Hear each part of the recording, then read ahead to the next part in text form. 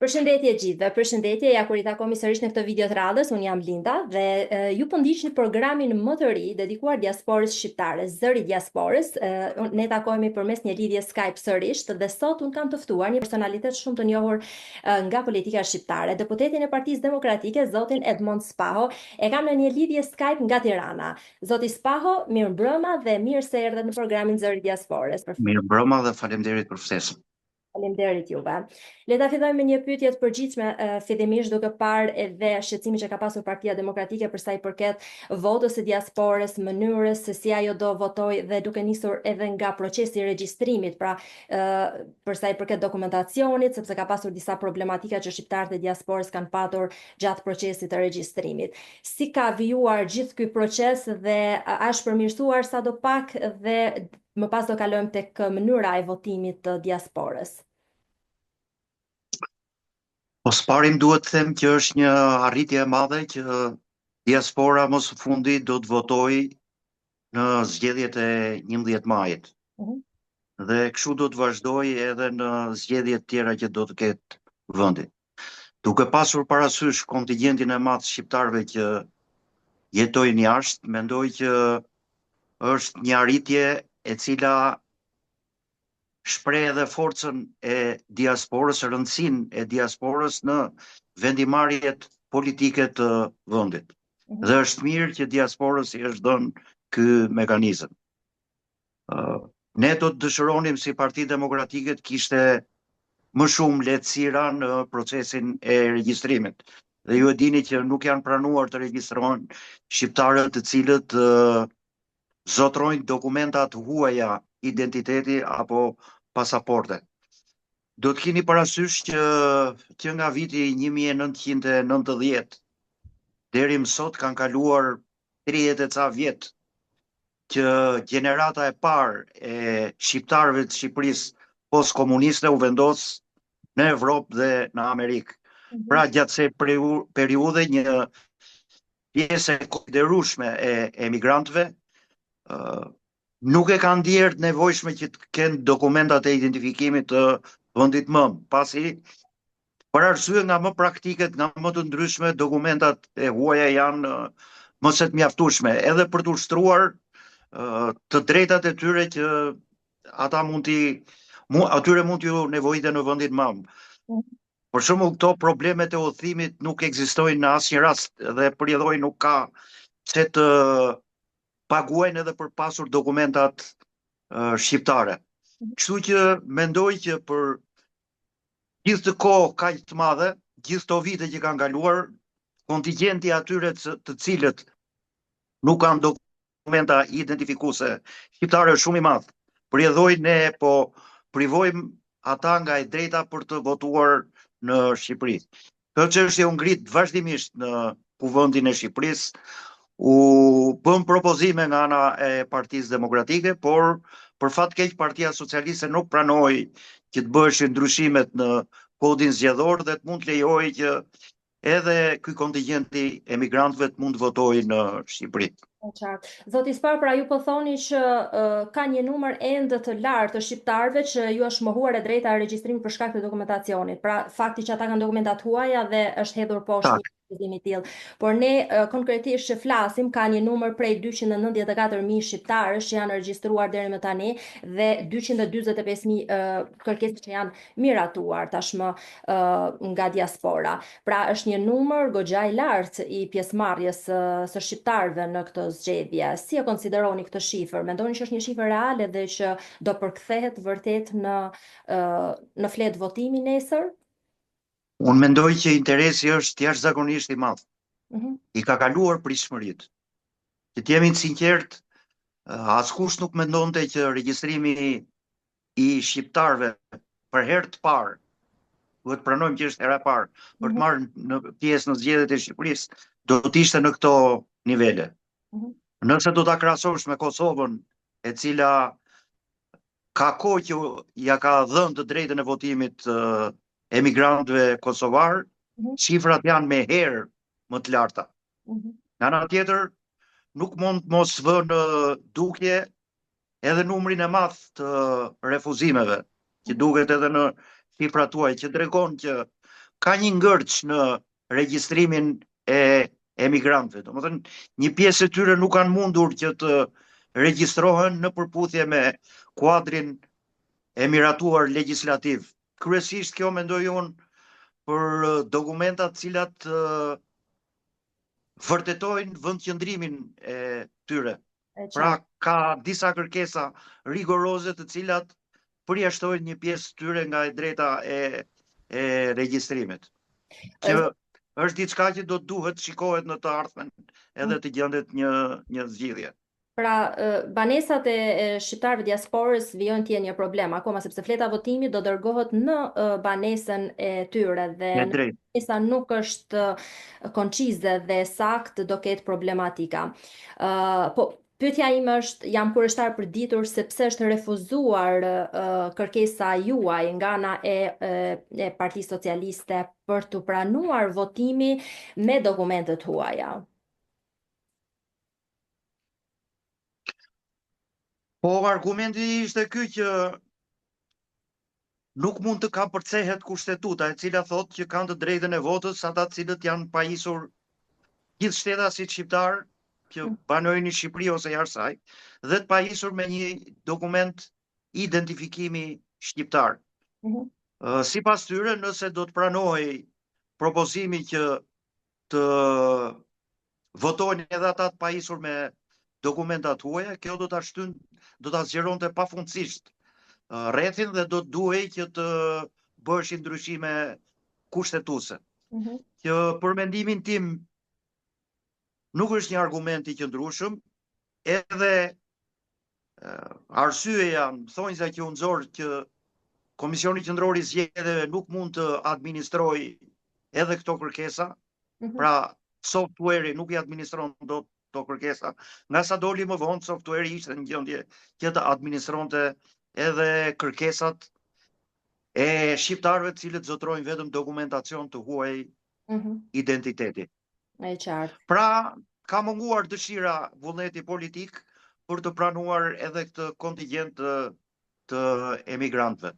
Duhet thënë që sipas mendimit tim dhe jo vetëm timin, ka shumë probabilitet që shqiptarët, emigrantët në tërësi të votojnë Partinë Demokratike, pasi një kontingjent shumë i madh i tyre, rreth 1 milion emigrant, kanë ikur në periudhën 2013-2024-25. Dhe arsyeja pse ata janë larguar është se nuk kanë gjetur mundësi të shprehin veten e tyre në Shqipëri, të ndërtojnë jetën e tyre në Shqipëri për shkak të vështirësive të pafundme që ekzistojnë sot në vendin tonë. E përjedhoj ata do të jenë votues të Partisë Demokratike dhe ndoshta kjo e ka detyruar Partinë Socialiste që të jetë e kujdesshme dhe të mos miratojë atë çka thash më sipër.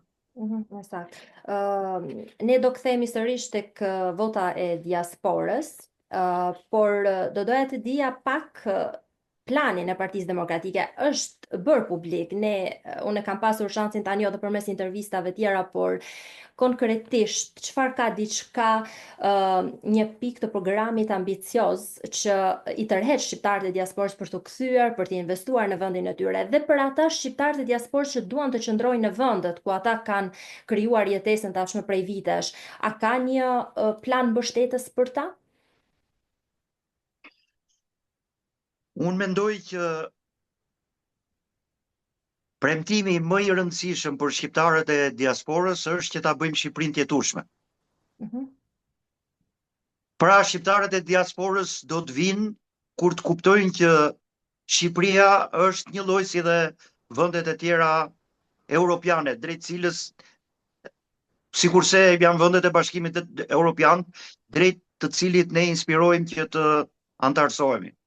Në këtë kuptim, ata do të donin të shihnin që niveli i pagave të ishte i njëjtë me vendet ku ata jetojnë sot.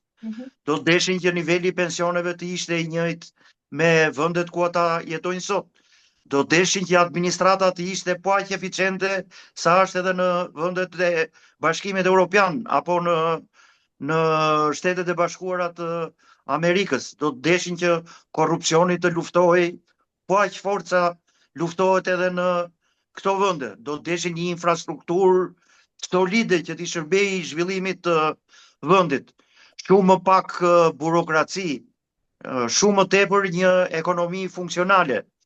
Do deshin që sistemi arsimor të ishte në ato nivele që është edhe jashtë, apo sistemi shëndetësor të siguroj po ato shërbime sikurse i siguron dhe jashtë.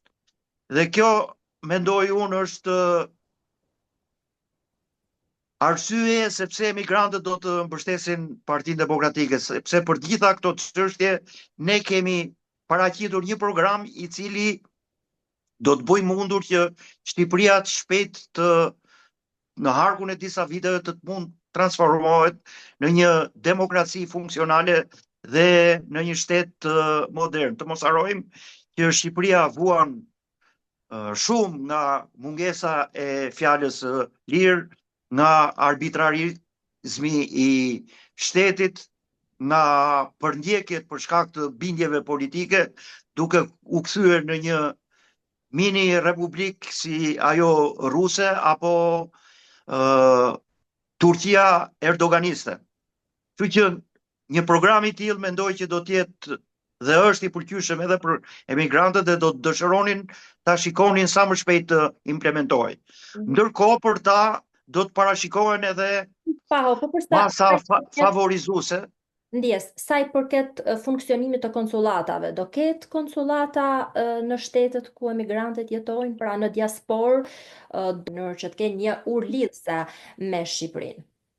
Patjetër që hapja konsulatave është një emergjencë, duke qenë se numri i emigrantëve është kaq i madh dhe i shtrirë në hapësirë në pothuaj në gjithë Bashkimin Evropian, nuk besoj që ka ndonjë shtet ku nuk gjenden emigrantë shqiptarë numër të konsiderueshëm. Është e domosdoshme që shteti t'ju gjendet pranë atyre, të hap konsullata sa më shumë, spaku në qytetet më kryesore të çdo vendi të Bashkimit Evropian, në mënyrë që ata të marrin shërbimet e nevojshme, të cilat lidhen me vendin e tyre, me njerëzit e tyre të cilët jetojnë këtu e kështu me radhë. Dhe Partia Demokratike ka bërë të qartë që në të gjithë vendet kryesore të Bashkimit Evropian, por edhe në shtetet dhe qytetet kryesore të Shtetit të Bashkuara, ku jetojnë dhe punojnë emigrantë shqiptar, do të hapen konsullata në mënyrë që këto shërbime të jenë sa më të aksesueshëm për ta. Veçanërisht pajisja me karta identiteti, me pasaporta, për trajtimin e çështjes së pensioneve e tjerë, do të hapja e konsullatave do të ishte, mendoj, e domosdoshme dhe e mirëpritur nga emigrantët.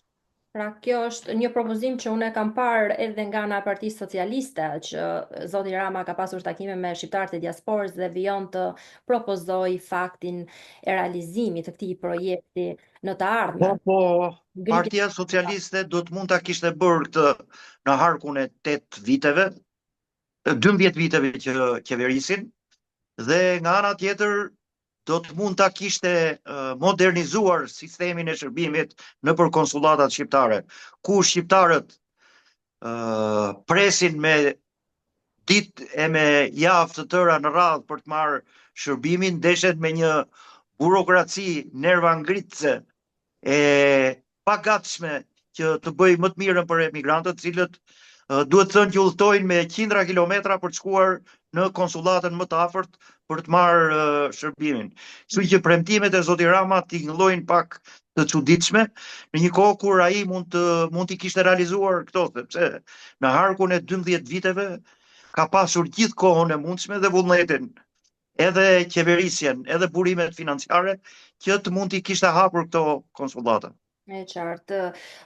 Zoti Spaho, sa e rëndësishme është vota e diasporës në këtë zgjedhje? Është thelbësisht e rëndësishme. Duhet keni parasysh që ajo që përmendan më sipër, që në Shqipëri mungon ose censurohet fjala e lirë. Ka një lloj presioni të madh ndaj votuesve. Për shembull, stresat e varfra presohen nëpërmjet heqjes ndihmës ekonomike. Ushtrohet presion nëpërmjet kërcënimeve për largimin nga puna. Për na njerë bëhet demagogji, thjesht për trembur njerëzit, që do t'ju shkurtojmë pensionet,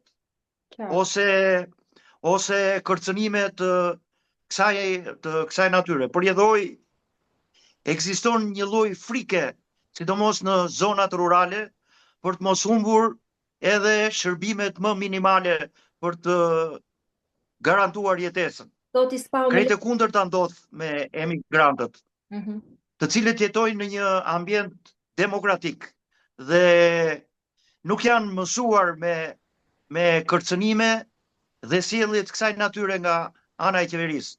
Përjedhoj, unë jam i bindur që ata do të votojnë sipas bindjes së tyre, sipas thirrjes së zëmrës, dhe me votën e tyre do të dënojnë ata cilët ishin shkaku i largimit tyre nga vendi i madh, nga Shqipëria. Dhe mendoj që fajtori për këtë është Partia Socialiste. E qartë, zoti Spao, në programin e Partisë Demokratike a ka ndonjë pikë sa i takon aspektit social, që ju besoj do e keni propozuar në hapësirën shqiptare, tek shqiptarët e Shqipërisë, po për shqiptarët e diasporës, a ka përkrahje sociale për ata emigrantë shqiptarë të cilët përballen me problematika të ndryshme sociale, dhe dua të flas për një shtresë shumë sensitive siç janë femrat, të cilat një pjesë e femrave në diasporën shqiptare që janë të ekspozuara ndaj dhunës bashkëshortore dhe përballen me probleme sociale të ndryshme. Pra, dua të theksoj që të njëjtat problematika që ka Shqipëria ka edhe nga shqiptarët e diasporës. Pra, nuk duhet menduar që shqiptarët e diasporës në botë janë njerëz me potencial ekonomik dhe me përkrahje ligjore. Pra, janë njerëz të cilët kanë vërtet problematika të drejt. Unë mendoj që ka format ndryshme për të ndihmuar financiarisht shqiptarët. E duhur për t'i ardhur në ndihmë këtyre shqiptarëve të diasporës që kanë problematika të tilla. Për shembull, mund të fillohet me mësimin e gjuhës shqipe, falas, me tekstet që mund të jepen falas, mësuesët dhe ndjekja e shkollës falas, të cilët në një farë mënyre do të ruajnë lidhjen e diasporës me vendin mëm.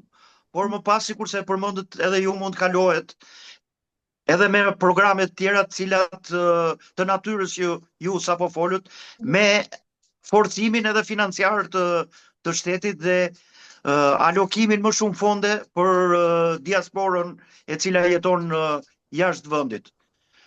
Sa më shumë shërbime që t'i ofrohen dhe sa më shumë përkraje sociale dhe ligjore t'i ofrohet shqiptarëve të diasporës, aq më pozitive do t'ishte dhe aq më shumë do të ruheshin marrëdhëniet ndërmjet Shqipërisë dhe diasporës.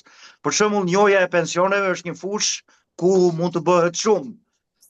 Pasi pak vende kanë nënshkruar marrëveshje dypalçe me Shqipërinë për njohjen e pensioneve.